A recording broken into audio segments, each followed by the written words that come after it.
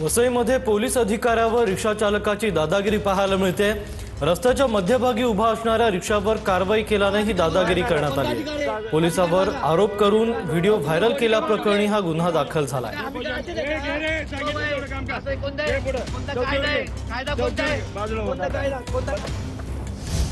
अंबाजोगाई लातूर महामार्गावरील टोल नाक्यावर तोडफोड करण्यात आली आहे। टोल नाक्याची तोडफोड करत कर्मचाऱ्यांना मारहाण केल्याचा प्रकार समोर आलाय। व्हिडिओ काढत कर्मचाऱ्यांना धमकावत बराच वेळ राडा घालण्यात आलाय। टोल नाक्यावरील तोडफोडीची घटना सीसीटीव्ही कॅमेऱ्यात कैद झाली आहे।